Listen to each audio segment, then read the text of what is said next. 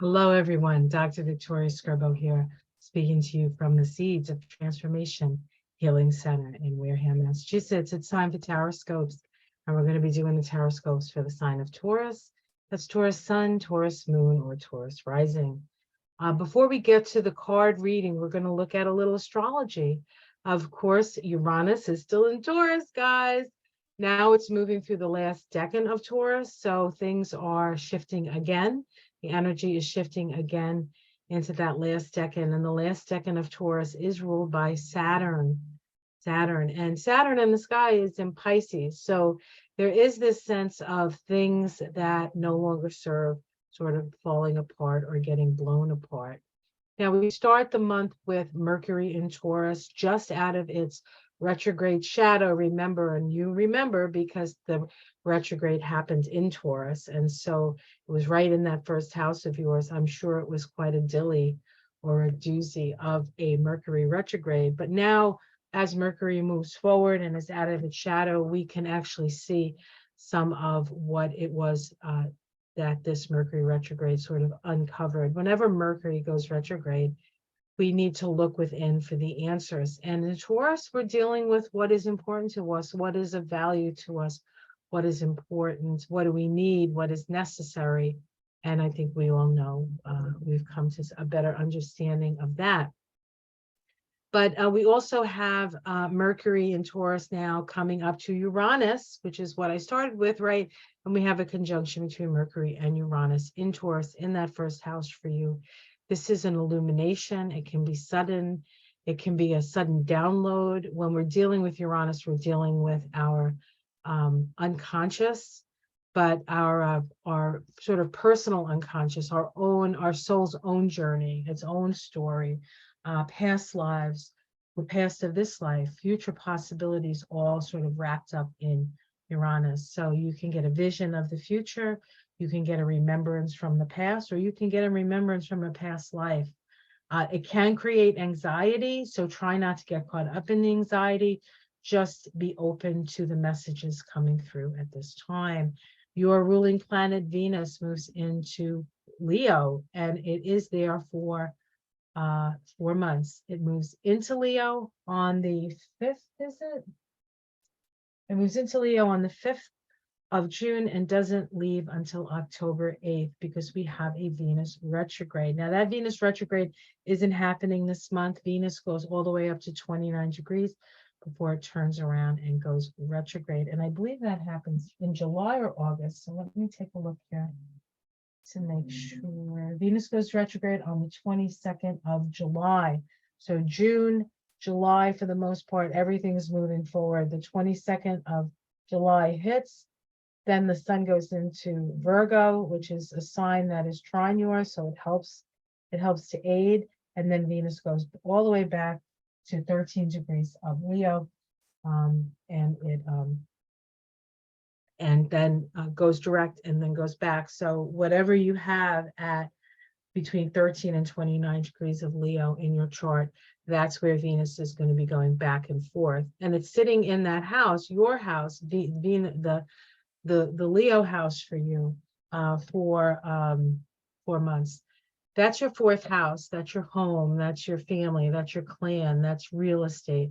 So this is a time, if you wanted to redecorate, this would be a time to do that. Just know that things may not run as smoothly as you would like, but I think ultimately in the end, you get what you want, and you'll have the time to do it. You have the time to do what you need to do. It's just, there's going to be back and forth with it if you're interested in doing something like that. And Leo is square your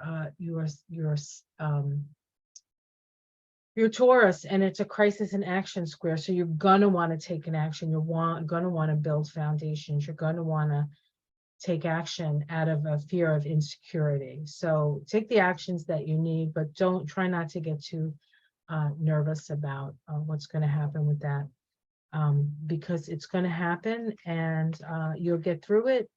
And you'll learn the lesson, whatever that may be, and you'll end up with something beautiful because Venus is the planet of beauty. The sun, of course, is in Gemini. Gemini is your 2nd house, so you're concerned about your resources. Mercury moves into Gemini after it makes that conjunction to Uranus and Taurus. And then by the end of the month, it's moved into Cancer, into the third house. So you have some time to think about your money and your resources, but not a whole lot. But you've done a lot of the groundwork already while Mercury was retrograde in Taurus, I think. Pluto is moving back into Capricorn on the 11th, and it's going to be there for a number of months, and then it's going to go back into Aquarius, and then it goes back into Capricorn, and then back into Aquarius for good. So that's going to take about I think it goes into Aquarius for good at the beginning of 2025, and it's in for 20 years. So you have plenty of time with Pluto in Aquarius. So at the end of Capricorn, we're going to start to see the structures really start to collapse. Those which do not hold, can no longer hold water. So we can move into a new sort of paradigm with Pluto in Aquarius. What else? I think that's all I want to say. If you want more specifics about the month, you can check out my Astrology Kabbalah of June. I do the numerology Kabbalah, Tree of Life stuff, and the first 10 days of June. That will come out tomorrow, so you can keep your eyes peeled for that. And then every week, I look at the week ahead, the major aspects, the major planetary things that are happening. So you can check that out as well. And yeah, that's what's going on. All right, let's take a look at the cards, right? Why you came to see me. All right, I'm using the Navigators Tarot of the Mystic Sea. I don't think I've ever used this for Taurus. It's kind of a mystical magic. I usually use it for Pisces, actually, but all right, let's see what it has to say. Mystical, magical, magical, mystical. All right, right.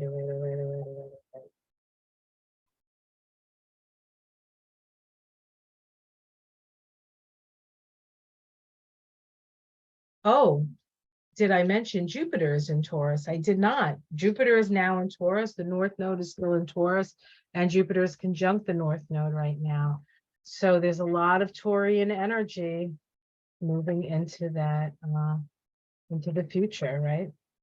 Stabilizing, wanting to stabilize, wanting to spend time doing what is of real value to you.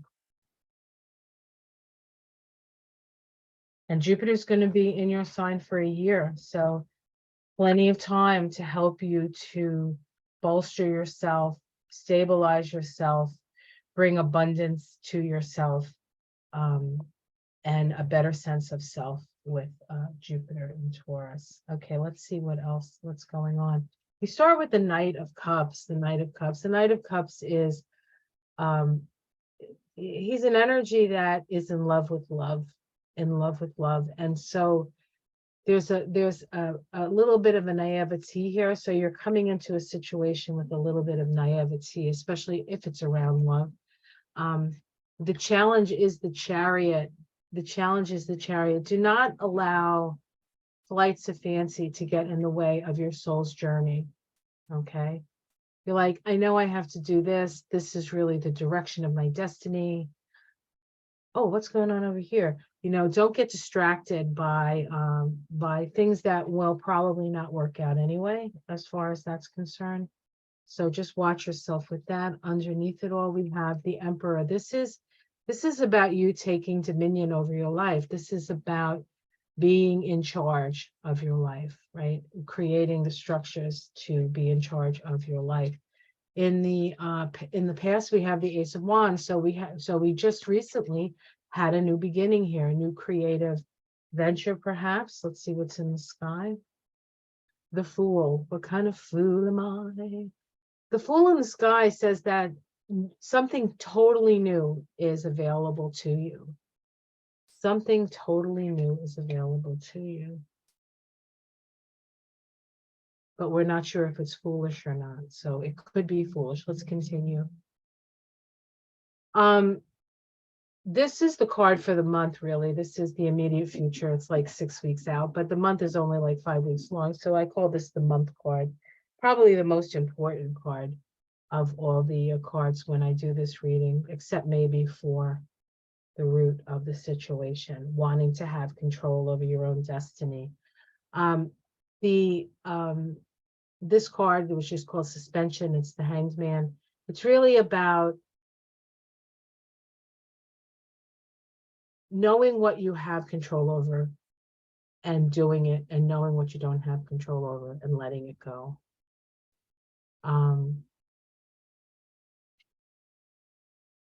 This is a Neptune energy. Neptune is in Pisces and is going to be going retrograde. There are the only thing you really have power is how you react and respond to something. That's your true power.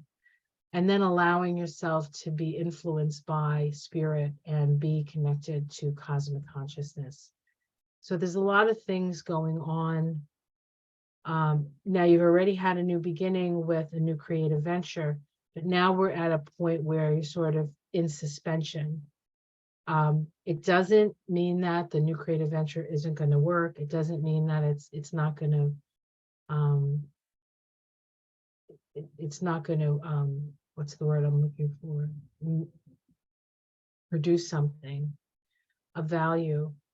The most important thing is that you did it, that you started. Now, spirit or fate, things are going to be happening that are out of your control. And that's, I think, true for all of us. So we need to just sort of go with the flow here and take in what we can in our connection to spirit and just let everything else go, because we won't have a choice anyway. How it's seen from the outside, the Knight of Pentacles, you're seen as somebody who's very practical and who works hard for what they've earned, but also somebody in this deck, which is unusual because the Knight of Pentacles in most decks just sitting there on his horse. This guy is jumping over a chasm. This guy is moving away from trouble here. So you have a good sense of trouble. You not making it, just knowing when it's around and then moving away from it. In your domestic situation, we have the Eight of Swords. This is a difficult vibration, but you just have to be very careful about the way that you move through your daily life in your domestic situation. Utilize your intuition. You may not be able to say what you want to say, but it's okay. You can still move forward. There's all this energy of stuff happening around you, but you having to sort of keep your agency about you. You're in charge of your life. And if anybody understands that, it's probably Taurus. Hopes and fears, the King of Swords, you hope for justice, I think. I don't think you fear it. And the outcome is the Ten of Wands. This is keeping a lot of things in the air. This can be a little bit of a burden, maybe too many things in the air. Let's continue until we get a major arcana. We have the Ten of Cups, too much of a good thing.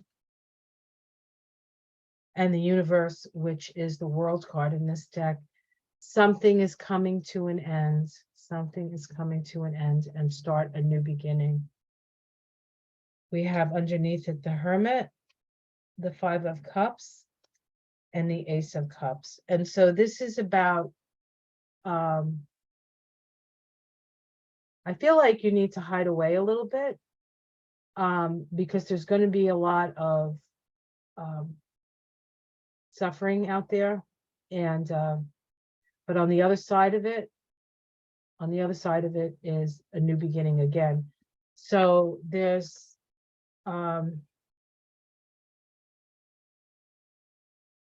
these cards indicate to me that you've done everything that you can do to set yourself up, and you just have to wait. This month, you're just going to have to wait for things to settle down, and then you'll see that this Ace of Wands in the past will start to manifest itself, and you'll also have an Ace of Cups here to just not just bring in the creative energy of the fire, but also the satisfaction and the love of the cups. So some struggles ahead, but there's nothing you can do about it. So just what do you call the storm? Just work through the storm if you can. Now, I did this with my Virgo reading because Virgo was a little bit rough as well. And so what I'm going to do is I'm going to do what I did with Virgo, even though I told Virgo it was the only one who was going to get this. But now we're going to say Virgo and Taurus. I'm just going to pull a Spirit of the Wheel card just to get a better understanding of what this is all about, if I can. Let's see what the Spirit of the Wheel says. I haven't done oracle cards for any of the other signs, so just you and Virgo. So if you happen to have, if you happen to have Virgo and Taurus in your cards, in your chart, then look how lucky you are. You get extra help from the Spirit of the Wheel. What does Taurus need to know? I think it has something to do with that Uranus Mercury conjunction.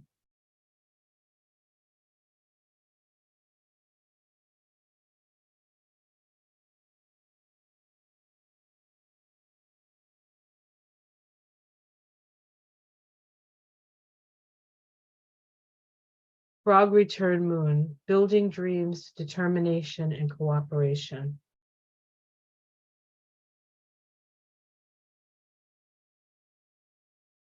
The frog return moon card signals the perfect time to begin a venture or build upon a plan already in the works. Yeah, that's that Ace of Wands in the past.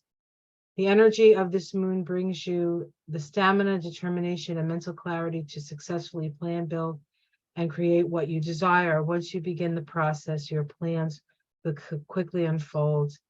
It is truly a time for planting the dream seed. Those born under this sign sometimes experience a disruption of their work because of their I can do it all by myself attitude. Do not tackle the projects alone. Be flexible and accept help and valuable input along the way. Working with others will help you reach your destination faster. Channel your stubbornness. Are they talking about you? Into determination. Work towards your dreams with the group mind attitude. That, of course, is Pluto in Aquarius. Whether the group is your family, friends, or co-workers, your love and support will help you reach your dreams. And here's your prayer. It says, Great Spirit, help me to have the courage and the strength to build my dreams and to accept the loving support of others along the way. And interestingly enough, the frog return moon is April 20th to May 20th. So it is the Taurus moon, my dears. You don't have to go it alone. And if you can't find a person to help you, there's always Spirit. All right. Take care, everyone. Have a wonderful month. If you would like a reading with me, you can check out my website. There's a link below. If you would like to become a Patreon, there's a link below. But otherwise, just like and share. I would love to get to 10,000 subscribers, maybe before my birthday. My birthday is July 3rd, so get moving. No, that would be me. I have to get moving. Until I see you again next month, take care, everyone. You matter, you're beautiful, and the world's going to know it. Namaste.